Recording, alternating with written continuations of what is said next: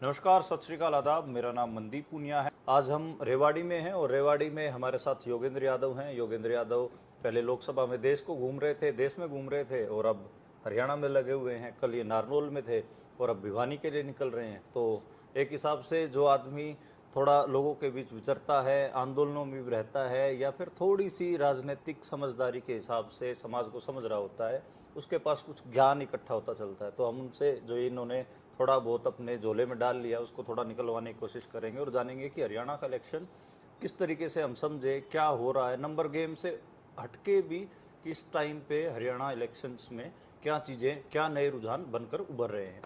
योगेंद्र जी, सबसे पहली शुरुआत तो यही कि सवाल तो यही कि सीटें कितनी आ रही हैं, क्योंकि सब नंबर गेम में उलझना चाहते हैं। उसके बाद हम व्याख्याएं कर लेंगे। मनदीप भाई, मैंने तो लोकसभा चुनाव के बाद कहा था, जब हाँ। वो मैंने भविष्यवाणी की थी, ठीक ठाक हो गई थी, हाँ। तो मैंने कहा था भाई कान पकड़े, आकाश। भविष्यवाणी करना ना मेरा धंधा, ना मेरा शौक और ना मेरी मजबूरी। लोकसभा चुनाव में मजबूरी हो गई थी, हाँ। क्योंकि सारा मीडिया इस देश का झूठ बोल रहा था। पता था झूठ बोल रहे हैं, देश को गुमराह कर रहे थे। तो मुझे पुराना चोगा पहन के फिर आना पड़ा कि भविष्यवाणी करेंगे। हरियाणा में ऐसी कोई मजबूरी नहीं है। मोटी बात हरियाणा के बच्चे बच्चे को पता है, सड़क पे पता है, आप किसी मूंगफली वाले से पूछ लो, उसे पता है, वो मैं आपको बता देता हूँ। वो ये है कि हरियाणा में सत्ता परिवर्तन हो रहा है। अब तीन संभावनाएं हैं। एक तो ये कि बीजेपी के खिलाफ और कांग्रेस के पक्ष में हवा चलेगी। हवा चलेगी, 50-55 के करीब सीट आ सकती है। दूसरी संभावना ये है कि भाई आंधी चलेगी। आंधी चलेगी तो 60-65 सीट ले आएंगे। और तीसरी संभावना ये है कि सुनामी चलेगी। सुनामी चलेगी तो 70 पार। अब इन तीनों में से क्या चलेगी मुझे ना पता, आप लोगों को बेहतर पता है। आप जमीन पे घूम रहे हो, सीट देख रहे हो, और सच बात यह कि किसी को भी 100% पता नहीं, और मुझे इसमें रत्ती भर दिलचस्पी नहीं, क्योंकि मोटी तस्वीर जो है वो देखने में है। अगर मीडिया रिपोर्ट कर रहा होता कि ना जी बीजेपी फिर आ रही है 70 बार, तो मेरे जैसे आदमी को फिर आना पड़ता। हर एक को पता है, हर कोई कह रहा है। असली बात यह है कि हरियाणा में जो बदलाव 5 साल पहले हो जाना चाहिए था, वो डिलेड बदलाव आज हो रहा है। अब हो रहा है जी। अच्छा, मैं हरियाणा को थोड़ा ज्योग्राफिकल लोकेशंस के हिसाब से तोड़ देता हूँ ताकि हमें चीज़ें समझने में आसानी होगी।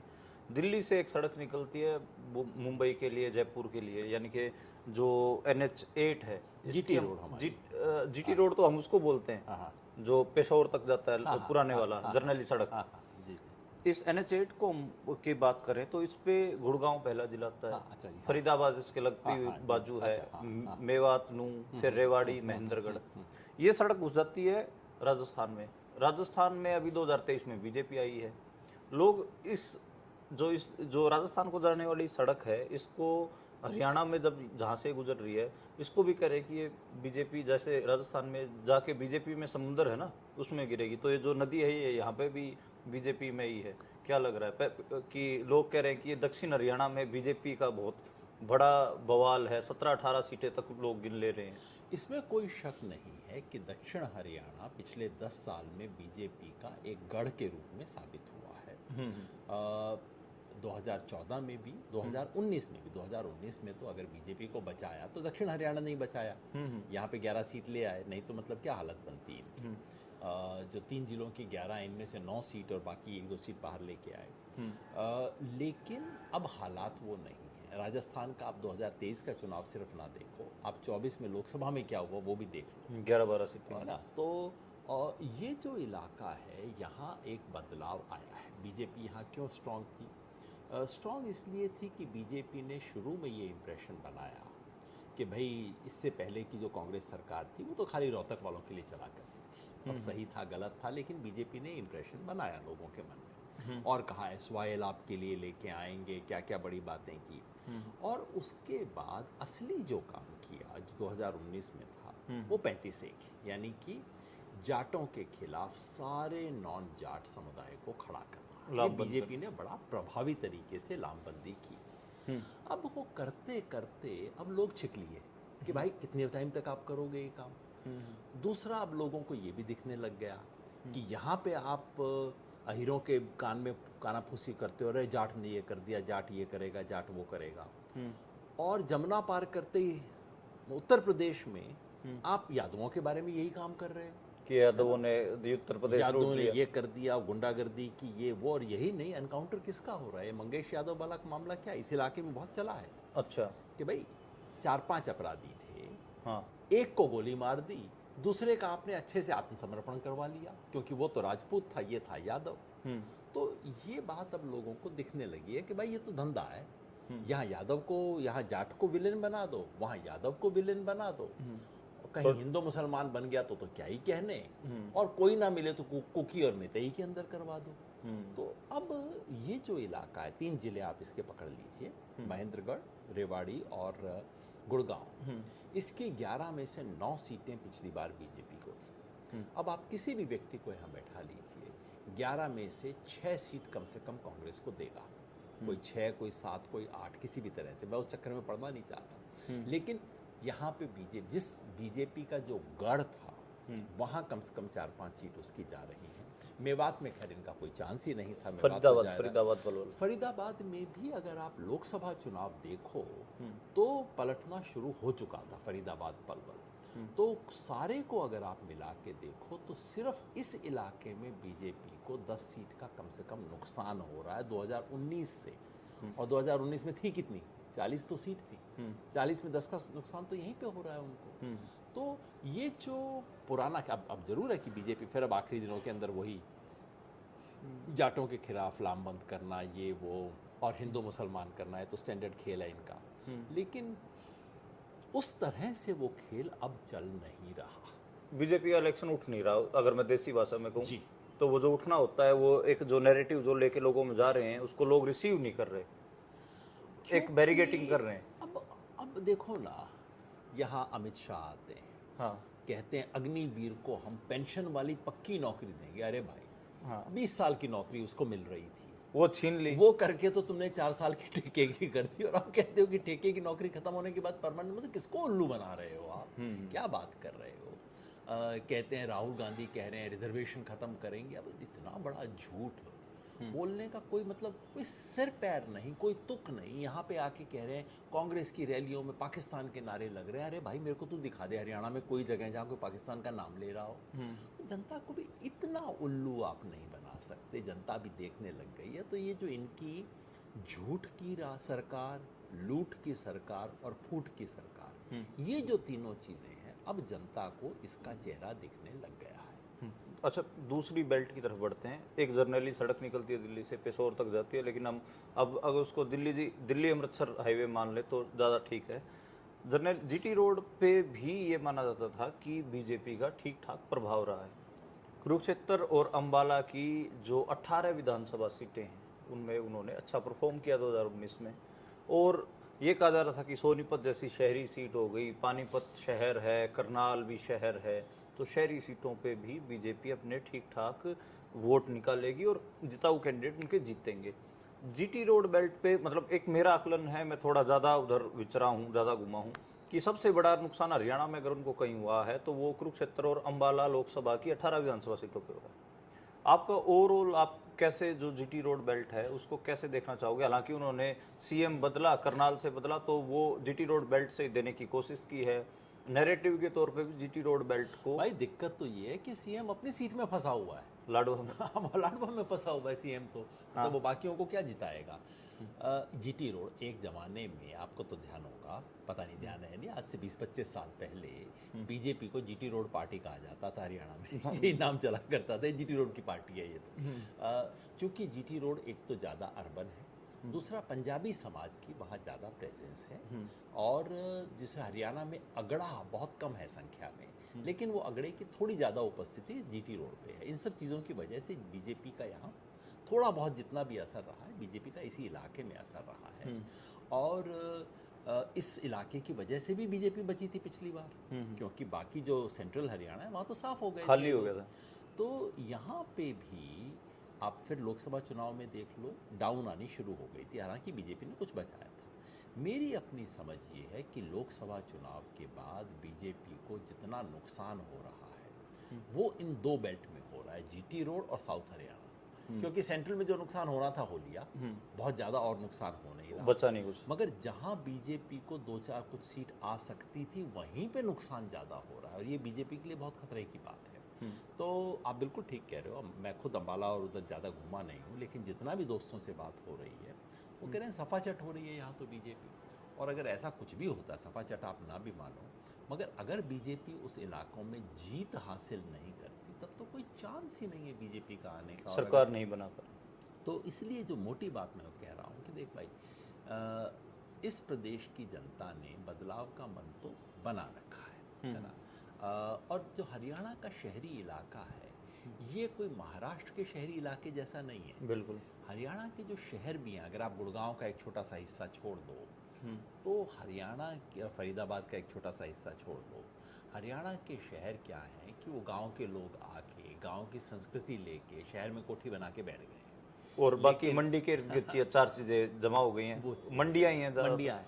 तो हरियाणा का शहर उस लिहाज से शहरी संस्कृति के शहर नहीं है ना।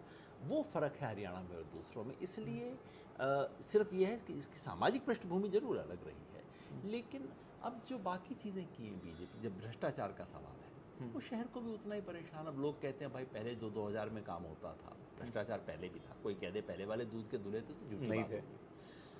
अब कहते हैं पहले 2000 में होता था, अब 25,000 देने पड़ते हैं और गारंटी भी नहीं है कि काम होगा कि नहीं होगा। तो ये स्थिति आ गई है। लॉ एंड ऑर्डर शहर का इशू है।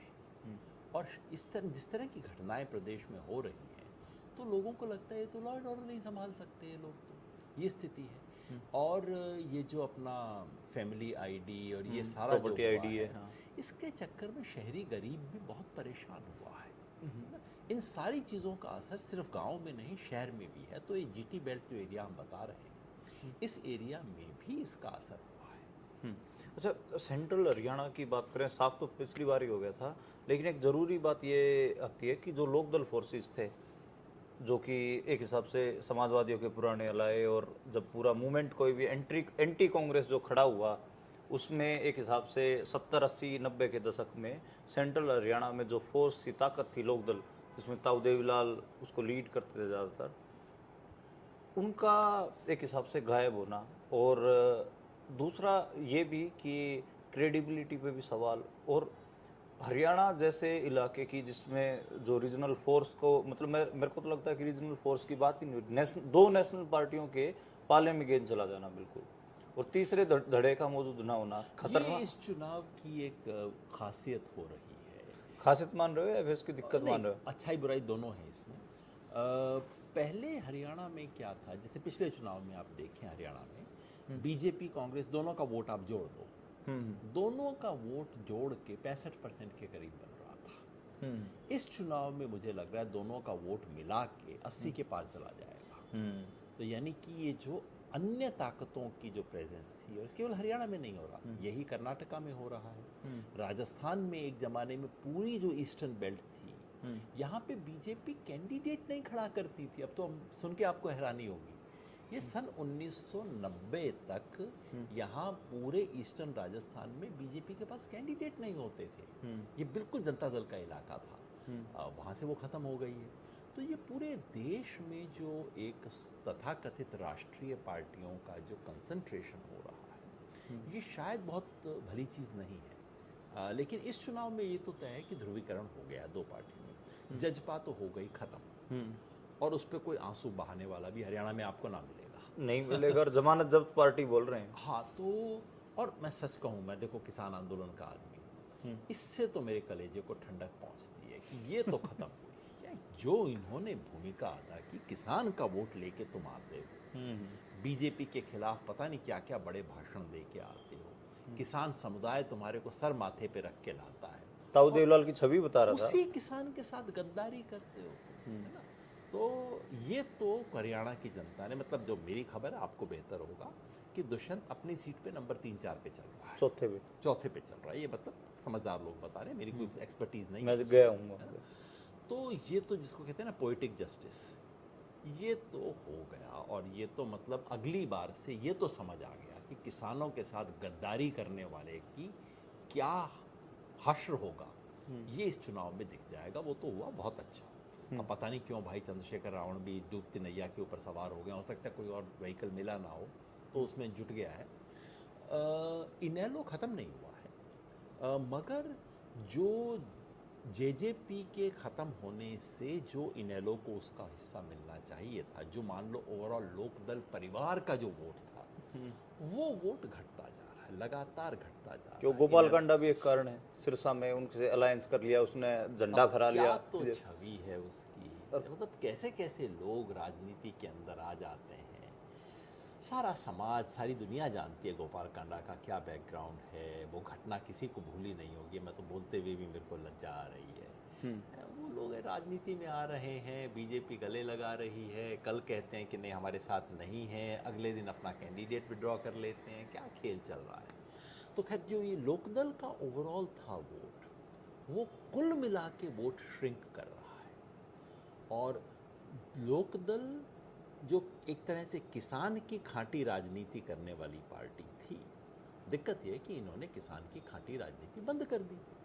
अब आप किसान की राजनीति ना करोगे और सोचोगे कि किसान आपकी पूंछ पकड़ पकड़ के चले, तो ये तो नहीं होने वाला। ये नहीं होगा। मगर उसकी दिक्कत ये है कि आज अब किसान, आप आज हरियाणा में किसान की पार्टी के नाम पे कुछ बचा ही नहीं, है ना। अब किस हद तक कांग्रेस उस जिम्मेवारी को पूरा कर पाएगी वो देखने की बात है, लेकिन वो तो खत्म हो रहा है। तो इसमें कोई संदेह नहीं, बाकी सब पार्टियां अप्रासंगिक हैं। अगर सबको मिला के 20% आ जाए तो आप बहुत समझो। पिछली बार 35 आया था, पिछली बार बीजेपी को थे कोई 36% वोट थे और कांग्रेस को 28% थे, मिला के वही 65 पे आ गए। अब ये दोनों 80 के पार जा रहे हैं जैसा मैंने कहा।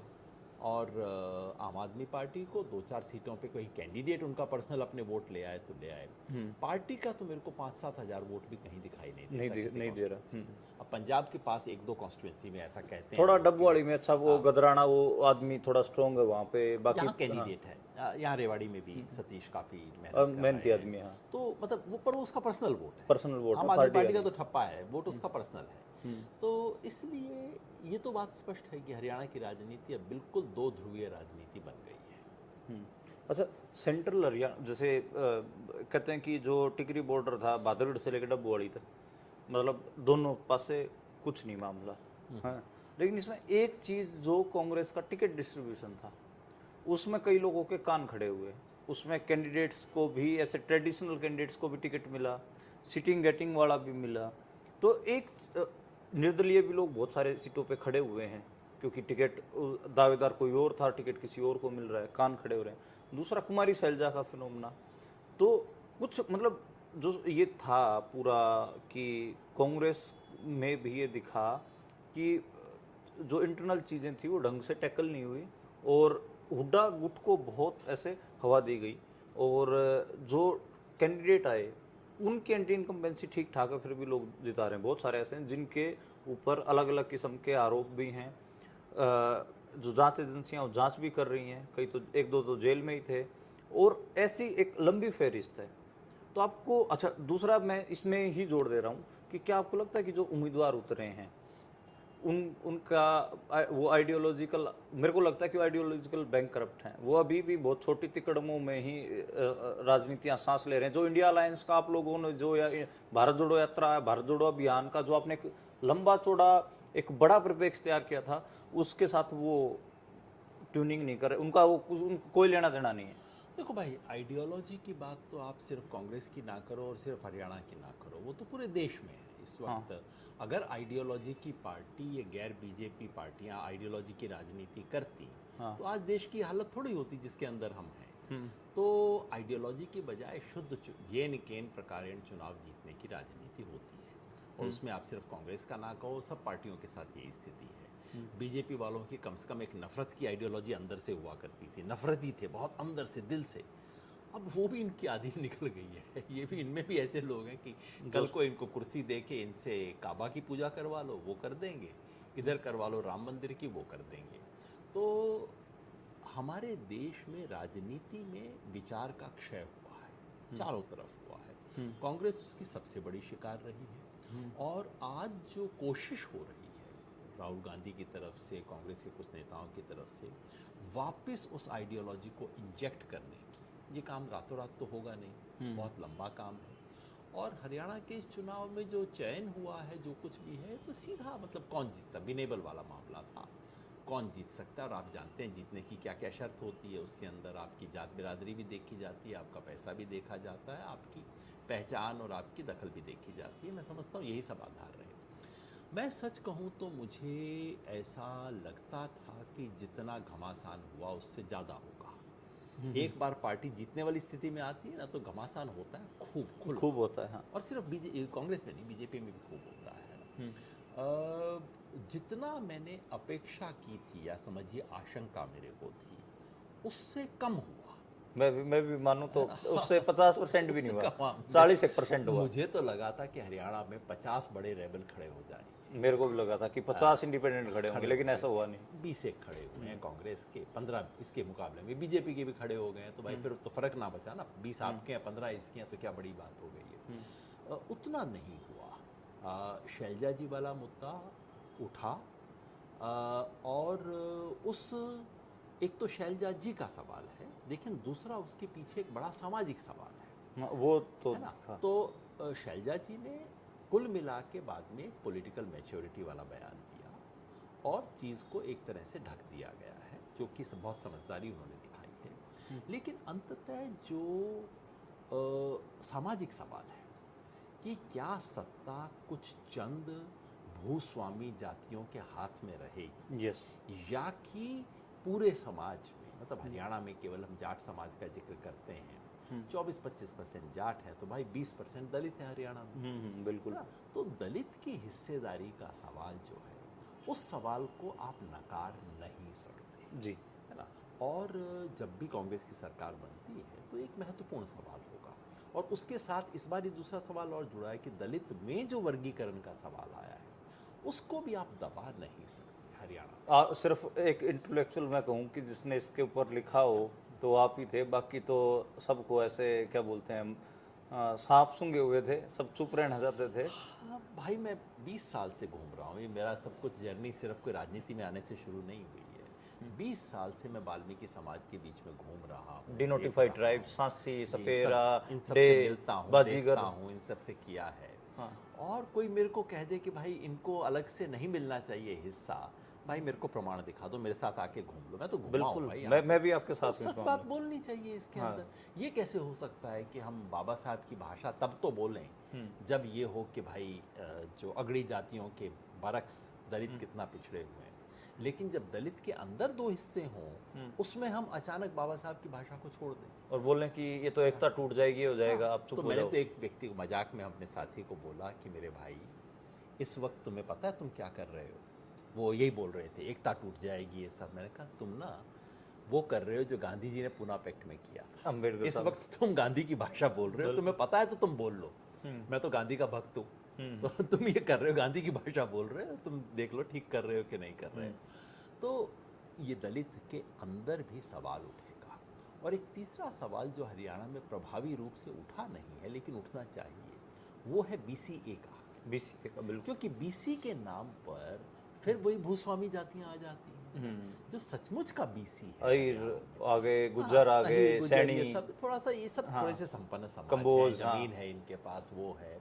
लेकिन जो वाकई सबसे दबा हुआ BC है हरियाणा, हाँ, नाई, बढ़ई, तेली, धोबी, खत्ती, सर्विस, देखिए सर्विस कम्युनिटी, आर्टिजनल कम्युनिटी, जो हाथ से काम करते थे, ये सब लोग, ये सब कम्युनिटी की क्या स्थिति है, ये इन्हें कब हिस्सा मिलेगा, बिल्कुल। ये सवाल हैं, उठने होंगे, उठाए जाएंगे।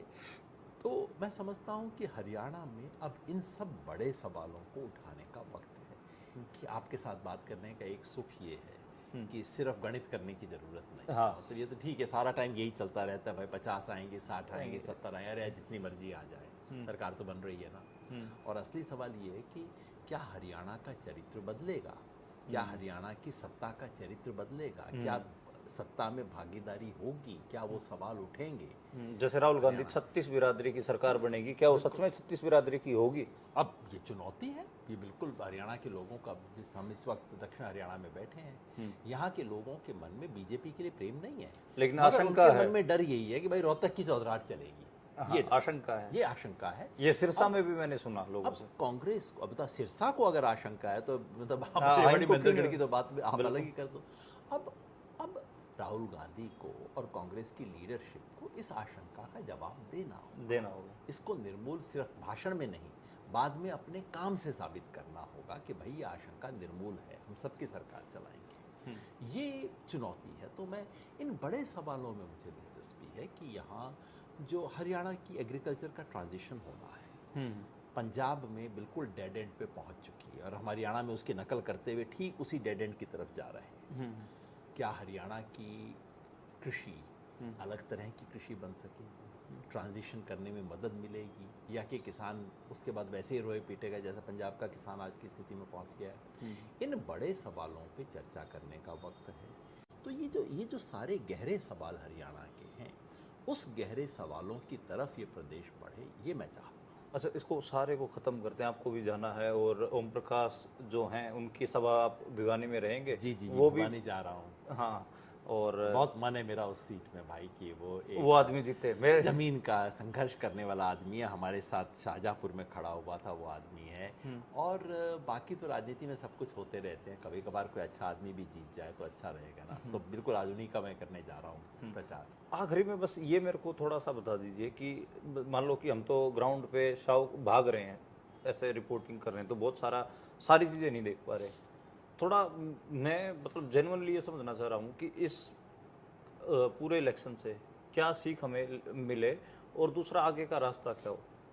हालांकि आपने बहुत कवर कर दिया पिछले चुनाव। सीख पहला ये, हरियाणा में आप किसान को धोखा दे के और किसान पे थूक के आप इस प्रदेश की कुर्सी पे नहीं बैठ सकते। देहातियों के साथ गलत व्यवहार करके भी, लाठियां बरसा के ये करके आप इस प्रदेश में नहीं रहे। ये तो मैं समझता हूँ आगे के 10 मुख्यमंत्रियों के लिए तो सबक ये हो जाएगा। बिल्कुल, व्यवहार अच्छी बात है, बिल्कुल होना चाहिए। दूसरा सबक ये कि इस प्रदेश के जो बेरोजगारी का सवाल है, ये प्रदेश का सबसे बड़ा सवाल है, मुख्य सवाल। अग्निवीर तो उसके अंदर आप समझ लीजिए एक तरह का वो छौंक हो गया, बिल्कुल वो लग गया, जिससे बात थोड़ा पब्लिक हो गई, पता लग गई। पिछली सरकार के लिए भी सबसे बड़ा नसीहत ये है और आने वाली सरकार के लिए सबसे बड़ी चुनौती ये है कि आप बेरोजगारी के सवाल पर इस प्रदेश में आपको कुछ करना होगा। ये बहुत बड़ी चुनौती है। हरियाणा की अर्थव्यवस्था और हरियाणा का जो बेसिक इंफ्रास्ट्रक्चर है, शिक्षा, स्वास्थ्य, कोई बड़ा काम 10 साल में नहीं हुआ। पहले वालों ने कोई कमाल का किया हो ऐसा नहीं था, लेकिन अब हरियाणा में रिसोर्सेज होते हुए जो कुछ हो सकता था कुछ नहीं हुआ। शिक्षा और स्वास्थ्य का सवाल बहुत बड़े सवाल के रूप में आएगा। कांग्रेस ने प्रॉमिस किया है कि चिरंजीवी योजना राजस्थान वाली लाएगी, वो बहुत अच्छी योजना। अगर वो योजना लाती है कांग्रेस, इस प्रदेश में बहुत बड़ा बदलाव आएगा स्वास्थ्य के लिए, बिल्कुल ग्रामीण गरीब और शहरी गरीब को फायदा करने का। तो वो सवाल, और शिक्षा का, सरकारी स्कूल को ठीक करने का, पब्लिक सेक्टर के कॉलेज यूनिवर्सिटीज़ बनाने का। हम यहाँ बैठे हैं, इस इलाके के अंदर एक यूनिवर्सिटी बनी, उसका भी सत्यानाश इन्होंने कर दिया। मेवात में आप यूनिवर्सिटी छोड़ दो, एक कॉलेज नहीं अच्छा ढंग का कॉलेज मेवात के अंदर। तो शिक्षा और स्वास्थ्य के सवाल बड़े बने, और जो खेती किसानी में सिर्फ जो भूस्वामी किसान है सिर्फ उसका नहीं, जो एक्चुअली खेत में जाके खेती कर रहा है, आज वो तो है नहीं ना, तो या तो बटाई पे कर रहा है, ठेके पे कर रहा है, या वो मजदूर है, उसका सवाल उठे तो हरियाणा आगे बढ़ेगा। जी, शुक्रिया योगेंद्र जी। और इलेक्शंस में ज़्यादा इंटेलेक्चुअल बात करेंगे तो जो हमारे साथी लोग नंबर गेम को समझना चाह रहे हैं और जिनकी दिलचस्पी सिर्फ और सिर्फ इस बात में है कि कौन जीत रहा है, तो वो पूरा नहीं हो पाएगा। इलेक्शन ख़त्म हो जाए और आप जीत के लड्डू खा लो या किसी के हार के ऊपर खुशी मना लो, उसके बाद एक बार दोबारा बैठेंगे और जो हरियाणा की कॉम्प्लेक्सिटीज़ हैं, यानी कि जो हरियाणा की उलझने हैं कि हरियाणा के देहात में अलग अलग किस्म के सेक्शन पैदा हो रहे हैं, इसमें कुछ योगेंद्र ने टच भी कर दिए हैं, जिसमें एब्सेंटी लैंडलॉर्ड हैं और उनके खेत किसी और के हैं, उनमें खेती कोई और कर रहा है, फ़ायदा कोई और ले रहा है। ऐसे ही शहरों में भी एक वर्ग बढ़ रहा है जो 1 करोड़ से ज़्यादा के घर भी खरीद रहा है, 10 लाख से महंगी गाड़ियाँ भी खरीद रहा है, और एक ऐसा वर्ग भी है शहरी गरीब जो अपने 100 गज के प्लाट को भी नहीं जुटा पा रहा है। और रेंट इकोनॉमी जैसी चीज़ें भी हरियाणा में, जैसे एब्सेंटी लैंडलॉर्ड गाँव में है तो शहर में भी रेंट इकोनॉमी का ठीक ठाक बोलबाला है, यानी कि किराए का बसावट और किराए पे लोगों की पूरी अर्थव्यवस्था शिफ्ट हो रही है। और जो बाकी के रोजगार के सवाल हैं उनके ऊपर भी, साथ में जो हरियाणा के नेचुरल रिसोर्सेज, खेती बाड़ी, ये इतना उलझने जो हैं, कॉम्प्लेक्सिटीज हैं, इनको आगे मैंने योगेंद्र को लोकसभा चुनाव में कहा था कि हम कुछ ना कुछ इन कॉम्प्लेक्सिटीज को लेकर कोई सीरीज या कोई बातचीत या लेक्चर सीरीज या फिर यात्रा कुछ भी करेंगे जरूर, दोनों के मन में है। और चुनाव खत्म